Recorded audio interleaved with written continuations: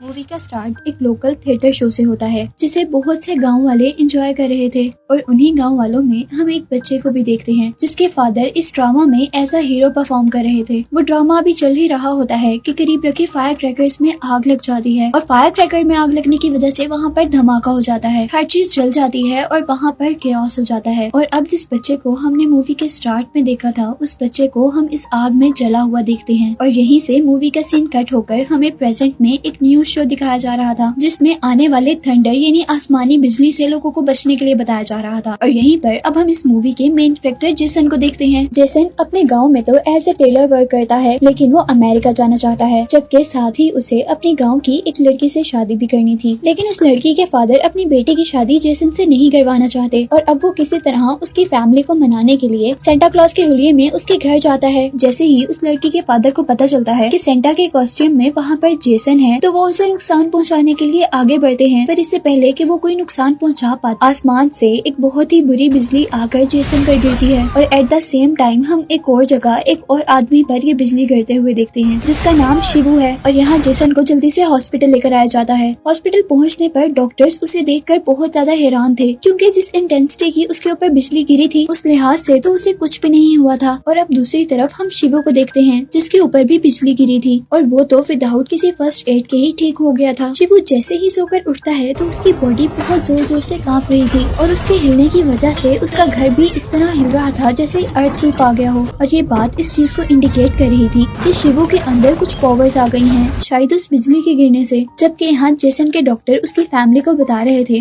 कि उसे बिजली ने कोई भी नुकसान नहीं पहुँचाया। और यहाँ जैसे ही जेसन अब अपने स्ट्रेचर से उठता है तो उसका स्ट्रेचर भी बेंड हो गया था। घर आने पर हम देखते हैं कि जेसन अब अपनी सिस्टर की सपोर्ट पर अमेरिका जाने की तैयारी कर रहा था और इस काम के लिए वो अपनी फ्रेंड ब्रूस ली से मिलता है जो कि जेसन की नेफ्यू की टीचर भी थी। इसी के साथ साथ हम देखते हैं कि जेसन जैसे बीमार हो रहा था, उसे बहुत ज्यादा कफ थी और उसके कफ में से एक सिल्वर कलर का म्यूकस निकल रहा था। जेसन अब रात में घबरा कर उठ जाता है और जैसे ही वो विंडो ओपन करने लगता है तो उसकी पावर्स की वजह से विंडो ओपन होने की जगह वहाँ से पूरा का पूरा डोर ही टूट कर बाहर की साइड पर गिर जाता है। अब हम देखते हैं कि जब जेसन अपने नेफ्यू के साथ बैठा हुआ था तो उसे बहुत दूर से पानी की गिरने की आवाज आ रही थी और वो अपने नेफ्यू से कहता है कि शायद टैप ओपन है। और जैसे ही वो टैप बंद करने के लिए बाथरूम में जाता है तो बाथरूम का दरवाजा खोलते हुए बाथरूम का दरवाजा भी टूट जाता है और टैप यानी नल को बंद करते हुए वो भी टूट जाती है। इसके बाद हमें शिबू को दिखाया जाता है और हम देखते हैं कि जेसन की तरह शिबू के मुंह से भी वो सिल्वर म्यूकस निकल रहा था। नेक्स्ट डे हम देखते हैं कि जेसन को बहुत ज्यादा भूख लगने पर वो अपने घर का सारा खाना खा लेता है क्योंकि अब उसने सबका खाना खा लिया था, इसलिए उसके ब्रदर इन लॉ के लिए कोई खाना नहीं बचा था, जिस वजह से उनके घर पर लड़ाई होती है। और जेसन जैसे ही एक हाथ से अपने ब्रदर इन लॉ को हिट करता है तो वो इतनी दूर जाकर गिरते हैं कि वहाँ दीवार में भी होल हो जाता है। अब जेसन का नेफ्यू ये रियलाइज करता है कि जेसन के अंदर सुपर पावर्स आ गई हैं। वो जेसन को सुपर हीरोज के बारे में भी बताता है और सुपर पावर्स के बारे में भी, और वो लोग मिलकर ये डिसाइड करते हैं कि पहले वो चेक करेंगे कि जेसन के पास कौन कौन सी सुपर पावर्स आई हैं। और दूसरी तरफ शिबू ने भी अपनी सुपर पावर्स को डिस्कवर कर लिया था और उसके पास माइंड से चीजें कंट्रोल करने की पावर आई थी। जेसन के पास काफी सारी पावर्स आई थी जिसमें वो बहुत दूर की आवाजें सुन सकता था, उसे फाइटिंग पावर्स मिली थी लेकिन माइंड से चीजें कंट्रोल करने वाली पावर्स नहीं मिली थी। और अब जेसन अपनी पावर्स का यूज करते हुए अपनी सिस्टर और अपने नेफ्यू के लिए कुछ गिफ्ट्स इकट्ठे करता है। यहाँ जेसन की फ्रेंड ब्रूस ली उसे बताती है कि उसका अमेरिका जाने का वीजा रिजेक्ट कर दिया गया है। और अब यहाँ पर हम शिबू को देखते हैं और उसके पास्ट के बारे में हमें पता चलता है कि उसके पास्ट में एक फ्रेंड थी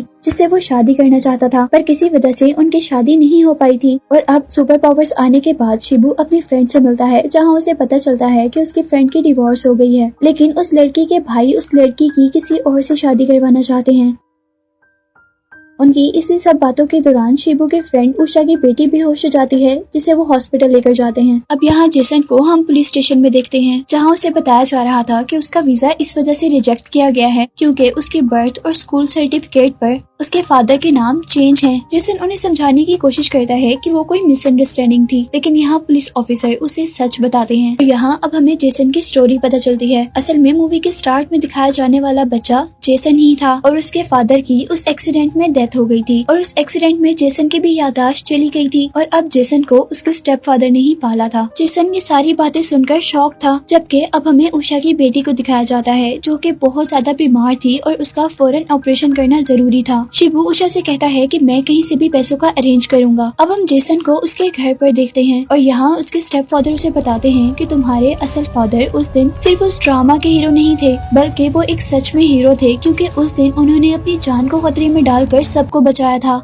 और खुद वो मर गए थे। यहाँ वो जेसन को एक बॉक्स भी देकर जाते हैं जिसमें उसके फादर की कुछ चीजें थी। जेसन को अपने फादर के उस सूटकेस में से अपना नाम मिन्नल मुरली पता चलता है और तभी वो देखता है कि उसके स्टेप फादर को चोट लगी है और इन्वेस्टिगेट करने पर पता चलता है कि जेसन के स्टेप फादर को उस पुलिस ऑफिसर ने मारा है जिसकी बेटी के साथ जेसन शादी करना चाहता था। और जेसन अब उस पुलिस ऑफिसर से बदला लेने के लिए उस शो में जाता है जिस शो की सिक्योरिटी उनके जिम्मे थी। वहाँ वो एक बर्ड के कॉस्ट्यूम में उस पुलिस ऑफिसर को बहुत ज्यादा मारता है और जाते हुए स्टेज पर अपना नाम मिन्नल मुरली लिखकर जाता है, जो कि जूट का मास्क पहनकर बैंक रॉबरी करता है अपनी फ्रेंड उषा को पैसे देने के लिए। लेकिन हॉस्पिटल जाने पर उसे पता चलता है कि वहाँ पर बिल पहले ही पे हो चुका है। अब गांव में उस रात 2 क्राइम हुए थे। दोनों क्राइम जिन्होंने किए थे उनके मुंह पर मास्क थे और सबको लगता है कि ये दोनों क्राइम करने वाला एक ही पावरफुल इंसान है जिसका नाम मिन्नल मुरली है। हालांकि दूसरा क्राइम तो शिबू ने किया था, लेकिन इसके बारे में कोई भी नहीं जानता। यहाँ अब हम देखते हैं कि जेसन के ब्रदर इन लॉ जो कि एक पुलिस ऑफिसर हैं, उनको पता चल गया था कि मिन्नल मुरली उनका अपना भाई है, क्योंकि उसके अंदर पहले भी बहुत सारी पावर्स वो देख चुके थे और अब वो जेसन के घर पर उसका मास्क भी देख लेते हैं। अब वो उसे पकड़वाने के लिए उसके कुछ कपड़े लेकर वहाँ से भाग रहे थे। जेसन जल्दी से उनकी गाड़ी का पीछा करता है जहाँ पर वो बहुत तेजी से भाग रहा था, यानी उसके पास तेज भागने की भी सुपर पावर्स थी। वो उनकी वैन को रोककर वहाँ से अपने कपड़े निकाल लेता है और सबसे बचने के लिए अब वो एक बस में चला गया था। ये बस असल में उसके फ्रेंड की शादी की बस थी। अब यहाँ पर जेसन के ब्रदर इन लॉ को शक है कि बैंक रॉबरी भी जेसन ने ही की है, जबकि उनकी टेलर शॉप से पैसे भी जेसन ने ही चोरी किए हैं, जो पैसे जेसन ने अमेरिका जाने के लिए रखे थे। लेकिन असल में वो पैसे उषा के भाई ने चोरी किए थे, क्योंकि उसे अपनी बहन की बेटी का इलाज करवाना था, जबकि बैंक रॉबरी तो शिबू ने की थी। लेकिन क्योंकि सबको यही लगता है कि ज्यादा पावरफुल जेसन है और शिबू को कोई नहीं जानता, इसीलिए सारा इल्जाम जेसन पर है। इधर क्योंकि जेसन के अमेरिका जाने वाले पैसे चोरी हो चुके थे और उसे ये भी पता था कि ये पैसे किसने चोरी किए हैं, तो वो अपने वर्कर के साथ लड़ाई कर लेता है, क्योंकि उसे उन पैसों की बहुत ज्यादा जरूरत थी। लेकिन उसके स्टेपफादर उसे समझाते हैं कि तुम्हें ऐसा नहीं करना चाहिए था, क्योंकि वो उनका पुराना वर्कर था और वो जेसन से कहते हैं कि तुम्हें उससे जाकर सॉरी करनी चाहिए। जबकि जेसन की टेलर शॉप पर हम उषा के भाई को देखते हैं, जिससे जेसन ने सॉरी कहने के लिए आना था। लेकिन उससे पहले यहाँ पर शिबू आ जाता है और यहाँ पे शिबू उससे कहता है कि तुम ये पैसे रख लो और ये पैसे तुम जेसन को दे देना और इन पैसों के बदले तुम अपनी बहन की शादी मुझसे करवा दो। लेकिन उषा का भाई उस बात पर इनकार कर देता है, जिसकी वजह से शिबू अपनी पावर्स का यूज करते हुए अपनी सीजर से उसे मार देता है और बाहर आकर वो शॉप भी जला देता है। जहाँ सबको लग रहा था कि ये शॉप जेसन ने जलाई है, क्योंकि जेसन ही इस शॉप पर आने वाला था और वो ही उषा के भाई से माफी भी मांगने वाला था। जेसन के ब्रदर इन लॉ को इस वजह से भी उस पर शक होता है, क्योंकि उस शॉप के बाहर मिन्नल मुरली लिखा हुआ था। सब लोग जेसन को गलत समझ रहे थे, लेकिन यहाँ पर एक आदमी ने शिबू को ये सब करते हुए देखा था और उसने शिबू को पावर्स भी यूज करते हुए देखा था, इसलिए वो डर कर वो गाँव छोड़कर जा रहा था और साथ ही वो अपने साथ सारे गांव वालों को भी इस गांव से निकलने को कहता है। वो उनको कहता है कि यहाँ पर बहुत बड़ी मुसीबत आने वाली है और तुम लोग अपनी जान की परवाह करो।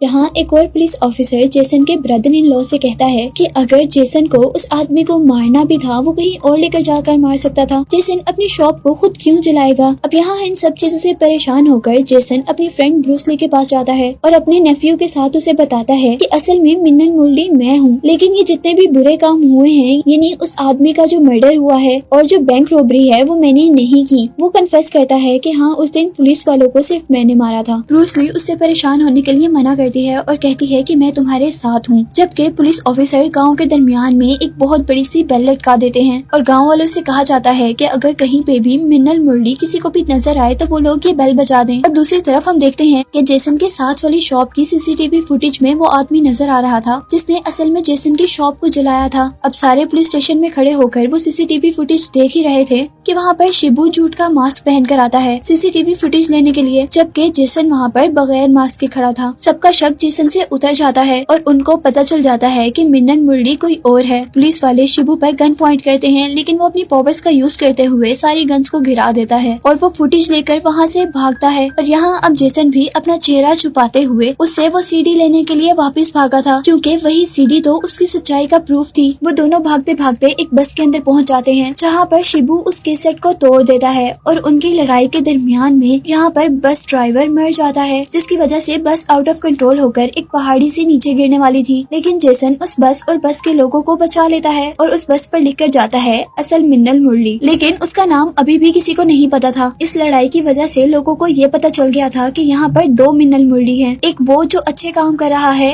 एक वो जो बुरे काम कर रहा है। अब दूसरी तरफ हम दोबारा शिबू को देखते हैं, जो कि अपनी फ्रेंड उषा से शादी करने वाला था और अब वो उस आदमी को मार देता है जिस आदमी से उषा की सेकंड मैरिज होने वाली थी, और वो उस कार पर जेसन की तरह लिखता है असल मिन्नल मुरली। अब यहाँ हमें पता चलता है कि असल में जेसन और शिबू की लड़ाई की वजह से वो दोनों एक दूसरे की असलियत जान गए हैं। अब यहाँ जेसन और शिबू अपनी असली हालत में एक दूसरे से मिलते हैं और शिबू जेसन से कहता है कि अगर तुम मेरी मदद करो उषा से शादी करने में तो मैं ये गांव छोड़कर चला जाऊंगा। लेकिन जेसन उसे कहता है कि मैं ये बात कैसे प्रूव करवाऊंगा कि मैंने कोई बुरा काम नहीं किया, ना ही मैंने उस आदमी का मर्डर किया है और ना ही मैंने बैंक रॉबरी की है। वो लोग अभी ये बात कर ही रहे होते हैं कि वहाँ पर उस गाँव की बेल बज जाती है, जो बेल उन्होंने मिन्नल मुरली के ढूंढने पर लगाई थी। और यहाँ अब हम देखते हैं कि वही आदमी आ गया था जिस आदमी ने शिबू को आग लगाते हुए देखा था और उसने पुलिस को बता दिया था कि असल मिन्नल मुरली शिबू है। और जैसे ही सब लोग उस पर पत्थर फेंकने लगते हैं तो वो अपने माइंड और अपनी पावर्स का यूज करते हुए उनको हवा में ही खड़ा कर देता है। और यही दूसरी तरफ हम देखते हैं कि जेसन के ब्रदर इन लॉ ने उसे भी अरेस्ट कर लिया था और यही उस क्राउड में से शिबू गायब हो गया था और वो उस गाँव से भागने वाला था। लेकिन सारे गाँव वाले यहाँ पर इकट्ठा हो गए थे, क्योंकि वो शिबू को इस गाँव से बाहर भागने नहीं देना चाहते थे। शिबू जैसे ही अपने घर से बाहर भागने वाला होता है तो वो देखता है कि उषा अब उसके घर पर आ गई है। ये देखकर शिबू बहुत ज्यादा खुश होता है, लेकिन तभी गांव वाले आकर उसके घर को जला देते हैं।